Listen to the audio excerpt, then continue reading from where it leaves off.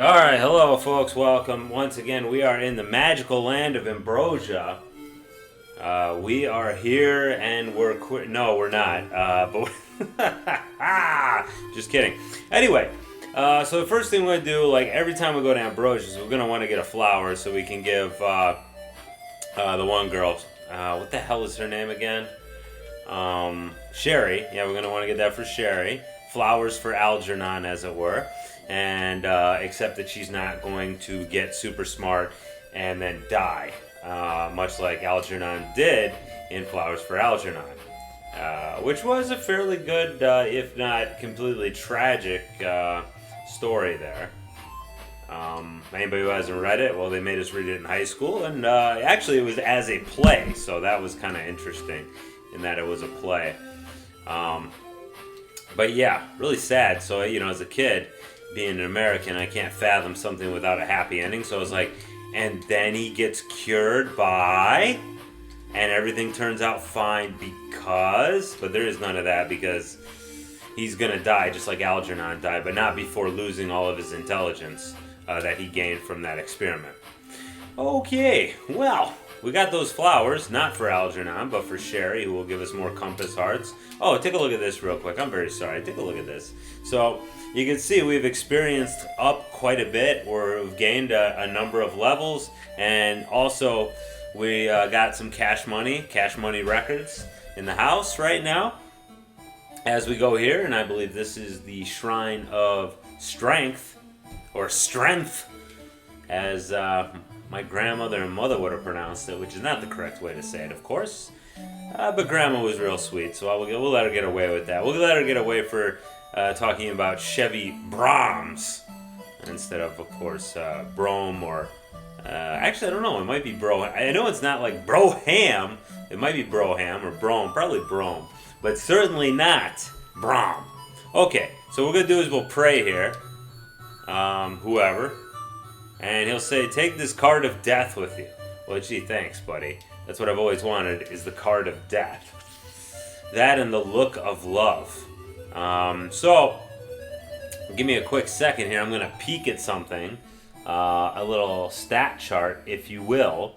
And looking at the stat chart, those who are 99er in intelligence, which would be our, and I always get these wrong, like telling these classes apart, the races in this game apart, is not very easy. So as far as in the strength category, our wizards, yes, they can only get up to 25 in strength. So we can max them out right now, and we will, with just $15 offs, so that'll be great. 100 to cleanse the shrine, yeah, whatever. If that's what you want to call it when you're cleansing my wallet, you lousy think. You thief. Alright, very good. There we go. That should max him out now. Right? Yeah, 25. That's as high as she gets. And by she, I mean he, but you get it. Like he's a ship, right? One, okay. So we do it 15 times, get him down to 3,500. Very quickly here. Yes, yes, yes. Very nice. And I keep talking like this because I have to concentrate on what the hell I'm doing, because if I don't, I'll blow money, and money's not that easy. I also took another trip down on the Shoreline Railroad, and by that I mean I went to the Dungeon of Fool to get some more cash money, and also to drink the fountains to get ourselves up to max. Okay, so now, interestingly enough, our girly girl here, who has a 99 in the category of Wisdom, yes, she get up to 75 strength. So actually Zuli can become quite the formidable warrior, in the great grand scheme of things. So let's go ahead and give her a little bit more cash. Mom doesn't really need any more. We could turn her into somewhat of a junior magician. She'll get like half her max. So basically she'll end up with about 32 magic points, which will not really do too much. So anyway, she could get up to 75. So she needs $6,500 to get to that category. So yeah. I would say I'm not a fan of this system, as I said many times. This is pretty much your only way to beat this damn game. Otherwise, you're SOL. You can't be going in there mixing it up with all the big bad daddies, and not have the power with you of spending a hell of a lot of money at the ridiculous shrine here. So anyway, Shrine Man is gonna, he's taking me to the cleaners. He's doing the rinse and wash on me here. But we have to go to all the shrines, including the shrines that we don't need abilities from, because we have to get those cards. Those cards are absolutely 100% necessary for success in this game. We can't win the game without them. All we can do is get to the last boss and immediately die. So there you go. Depending on how you define last boss. Alright, super duper. She has a maximum of 50 in dexterity. The other two goofs have a max of 99 in dexterity, which we probably won't get to. And I don't know if that's really going to be necessary. We'll see. We will certainly see what exactly we're going to try to come up with. The final castle is a tough place. We won't have the benefit of our lovely long distance attacks, which is certainly a problem. We've got one more dungeon to go after this, and then we'll go to Castle Exodus. Luckily, Castle Exodus is not a 3D maze like these other ones, so I'm really I'm happy about that, because I have no desire to do another damn 3D maze. So dexterity is the only other thing we really need right now, but we're not going to do that quite yet, because we have to go to the other shrines to pray at them, so we get the cards. So we have the death card, which is fine, it's whatever. Now how exactly do we use them? We find that out from the Time Lord. And the Time Lord is in one of the dungeons that we haven't been to yet, obviously, because if we had been to it, we certainly would not be futzing around in this place. Okay. Well, we would be futzing around this place, but we wouldn't need to do anything else. No, that's a dead end. I am using a map for this part because the game takes this limited field of vision, and just, makes it difficult for you to do anything with it. So anyway. Oh good, our ship's still waiting for us. That's pretty sweet. And you can see that pirate ship's there, but we don't have to fight him, which I appreciate because I don't want to. Unfortunately, the wind, wherever the heck this wind, I don't know where the heck we are. We went down a whirlpool to get to the lost continent of Ambrosia. It doesn't really say how this place was sundered from the Caesarea, which will soon be renamed Britannia. There's no indication as to how Ambrosia came to be this lost continent, and why nobody frickin' lives here except for these dorks. So we will pray with Mom. Take this card of the sun. Okay, so now we've got the card of the sun. We don't need anything else from this guy. Although I do appreciate that he gave us the ding sound, which indicates that all is well, that we've got something important. I guess, I don't know if anybody told us to pray at the shrines. I don't know if anybody told us to pray at the shrines, or that was something that you were supposed to figure out. These are doors. None of them are necessary to open, except for, well, it's not necessary to get to the end, but you can save the game, which is, it's quite useful. Alright, so let's get to our next shrine, which would be the Shrine of Wisdom, I believe. And let me remind myself how the heck to get there. Okay, I really shouldn't have came out of that forest. It's funny, I haven't had any random combats here. Not that I'm complaining at all. Because random combats are annoying in a place like this, and usually not very rewarding, especially because the gold amount given is completely random. So, there's some pretty highfalutin monsters in here. I remember the first time I got to Ambrosia when I was, and not when I was a kid, a few months ago when I finally played through this game, I ran into a couple of frickin' griffins, which are super high-level monsters, and yeah, that was frickin' bullcrap, because I obviously was not prepared for them. I don't think I had cleansed the shrines yet, or let the jerk cleanse my wallet, so whatever. Okay, that door is unnecessary, according to the mapiological view, but let me... Oh, yeah, I took a wrong turn. Right, okay. So get over here, and now we go down. Aha! And there's a shrine. Excellent. Excellent, excellent, excellent. And like I said, I am unashamedly using this. I probably should be ashamed, but it's a good thing for me. I don't know a lot of shame. Alright. Card of the Moons. Excellent. Alright, so one more card is in the cards. Ha, ha, ha. And also a little bit of a dexterity boost. And then we'll be off to go fight the Time Lord. Or not fight, excuse me. We're not fighting the Time Lord. But the Time Lord will give us special instructions on how to use these cards. It's very important. Because if we don't use the cards correctly, like I said, it's complete instant death. Apparently my kids are completely pouty, which is pretty annoying, but it's more like a mom problem right now. Anyway, so continuing on here.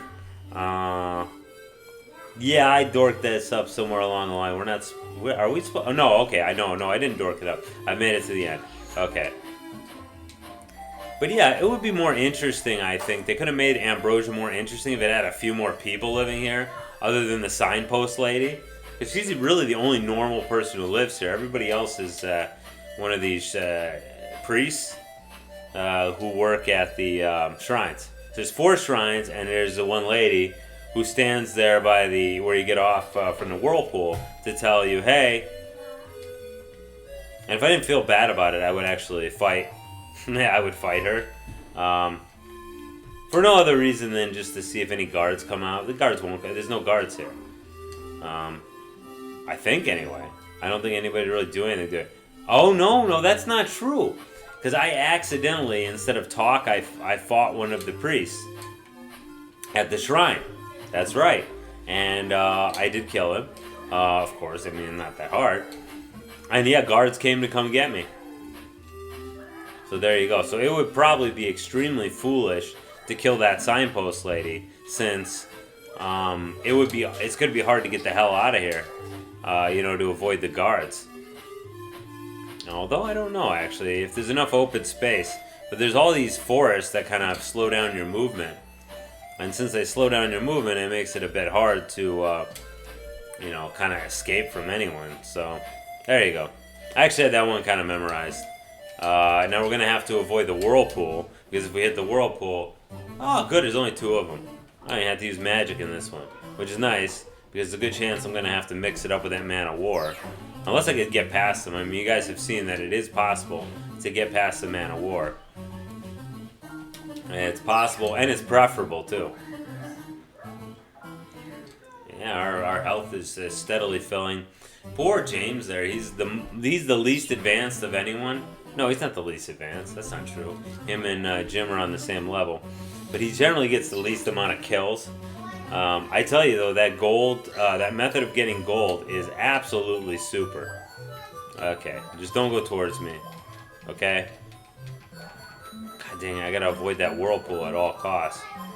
No. I'll fight. I fight the Man of War. I don't care about that. But the last thing I want to do is have to go back here. So this shouldn't be too hard. There's only 3 of them. Let's see if Zophia's magic can just take out all 3. You can see with the way the boat's put together, with the rather primitive way it's put together, it's entirely possible for you not to be able to attack these guys. And then, of course, because they have ranged attacks, not even ranged attacks, just magic. It's not ranged. Range would indicate that they have to aim at you. But they don't have to. They'll hit you from wherever they want. So they could be in an area that you can't hit them with your ranged weapons. And you can't hit them with any of your magic, ranged magic. The only way you have to hurt them is to hit them with some sort of magic like I just used there. Fortunately, only killed 2 of them for whatever reason. Well, whatever, I don't care. Alright, we're in good shape, although we will have to fight those Mans of War once again. Alright, Dexterity Shrine, which is big, but I wish they would have used some other tile sets for these shrines, make them seem a little bit more special. Maybe a different song, too, because the Ambrosia's got its own song, which is excellent. Alright, here we go. Card of Love. Alright. Now, here comes the time where we shall improve our characters to the utmost. So, Who's Her Butt can get up to 50. The other 2 can get up to 99. the gold does not support our mission. We do not have enough gold for this. Okay. So anyway, let's take Zuli and bring her all the way up. How about that? Okay. So Mom, go ahead. Give Zuli all your gold. Give her all your money. She's a mugger. Well, she's not a mugger, but anyway, she needs it. So that's what we're going to do here. It's rather unfortunate that it's going to work out this way.